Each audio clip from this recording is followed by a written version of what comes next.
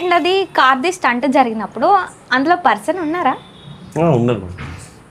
ఎవరున్నారు? మా అసిస్టెంటే ఉన్నాడు, డ్రైవర్. అసిస్టెంట్. ఓకే, అది రియల్ స్టంటేనా అండి?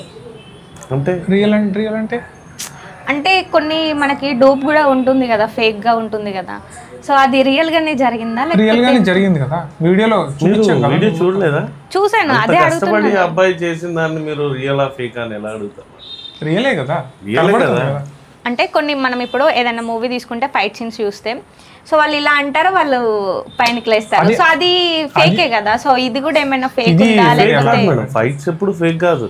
ఫైటర్స్ కష్టపడతారు, దెబ్బలు తగిలించుకుంటారు, ప్రాణాలు అరిచేతిలో పెట్టుకొని పని చేస్తారు. ఫేక్ ఎలా అవుతుంది? మీరు ఎలా మాట్లాడుతారు నాకు అర్థం కాదు.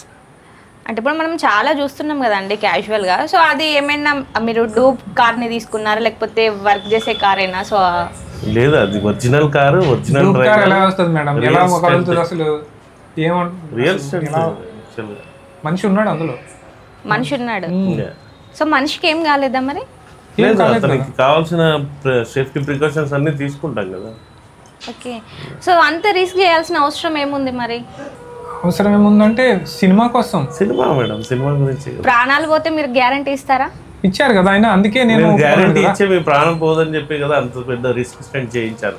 ఇన్ కేస్ కొన్ని సిచ్యువేషన్స్లలో మనం లేదు బాగుంటుంది జరుగుతుంది అనుకున్న టైంలోనే అది రివర్స్ అయిపోతుంది. సో మీరు కార్తో స్టంట్ చేయడం, అది ఒక మనిషిని అందులో పెట్టి స్టంట్ చేయడం, అది రిస్క్ అనిపించలేదు కదా మేడం? ఎన్ని సినిమాల్లో చేసాం. అవును, బట్ ఇది చాలా వ్యూస్ వెళ్ళింది కదా. సో జనాలు ఇలాంటి స్టంట్స్ చేస్తే మీరు రెస్పాన్సిబిలిటీ తీసుకుంటారా బయట?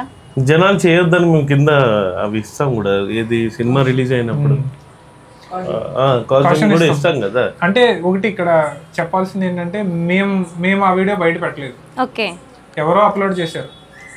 ఓకే, ఆ కాషన్ ఇవ్వడానికి మేమేమి స్టంట్ అని అది అనేది చేస్తూనే ఉంటాం. ఇలాంటి స్టంట్స్ ప్రతి సినిమాలో జరుగుతూనే ఉంటాయి. మీరు చూస్తారు, బోలా శంకర్లో జరిగింది, భద్రన్న గారు చేశారు. ఇండియాలో #1 జంపర్ మా stunt union member, Telugu stunt union member Bhadranna గారు చేశారు. బోలా శంకర్ చిరంజీవి గారి మూవీలో, బాలకృష్ణ గారి మూవీలో, లెజెండ్లో, సింహాలో, ప్రతి ఒక్క మూవీలో కార్ స్టంట్స్ ఉంటాయి. అందులో కూడా మనుషులు ఉంటారు, హార్డ్ వర్క్ చేస్తారు, ప్రాణాలు తెగించి వర్క్ చేస్తారు. కాకపోతే వాళ్ళకి ఏం జరగకుండా సేఫ్టీ ప్రికాషన్స్ తీసుకుంటారు. ఎప్పుడన్నా బై మిస్టేక్స్ జరిగితే చిన్న చిన్న దెబ్బలు తగలొచ్చు.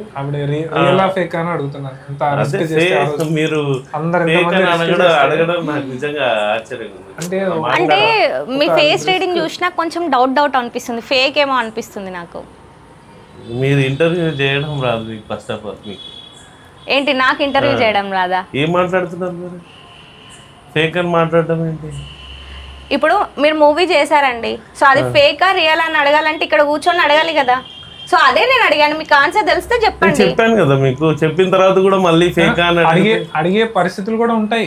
అక్కడ ఒక స్టంట్ మ్యాన్ లైఫ్ రిస్క్ చేశాడు, మేము అంతా లైఫ్ రిస్క్ చేసిన దాన్ని ఫేకా అని అడగడము అది మీకు కరెక్ట్ కాదు కదా. చూడండి, ఇప్పుడు నేను ఫేకా రియల్ అని అడిగాను, సో అది మీరు రియల్ ఫేకా చెప్తే అయిపోతుంది. ఆన్సర్ ఇచ్చిన తర్వాత కూడా మళ్ళీ మీరు ఫేకా అని అడిగారు.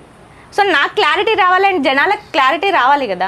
క్లారిటీ ఇచ్చిన తర్వాత కూడా మళ్ళీ ఇది ఫేక్ లా అనిపిస్తుంది. మీ ఫేస్ రీడింగ్ చూస్తే, మీరు ఫేస్ రీడింగ్ చేయడానికి వచ్చారా, మీరు ఇంటర్వ్యూ చేయడానికి వచ్చారా? మీ ఫేస్ చూస్తే డౌట్ గా అనిపిస్తుంది నాకు. మా ఫేస్ చూస్తే డౌట్, దానికి ఇంకేం చేయలేదు మేము.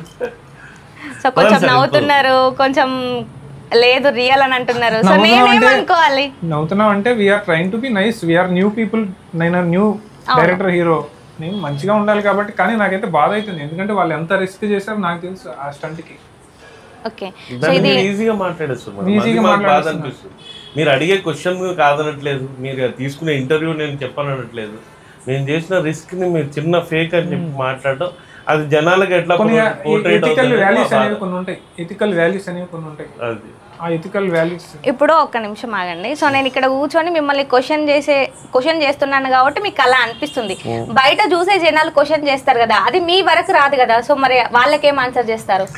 నా స్టంట్ వీడియో అది ఎంత బ్లాక్ బస్టర్ గా వచ్చింది, నా స్టంట్ వీడియోనే సమాధానం చెప్తారు, నా పనే సమాధానం కింద కమెంట్స్ లో రియల్ వీడియో. సినిమాలో రేపు వస్తుంది కదా, ఎంత బ్యూటిఫుల్ గా చేయించాడు ఈ సినిమాకి, ఇంత పెద్ద సినిమాల్లో చేయించే స్టంట్ ని ఈ సినిమా కోసం ఎంత బాగా డిజైన్ చేశాడు మాస్టర్ అని చెప్పి వాళ్ళందరూ ఆనందపడతారు కదా చేయటంలో.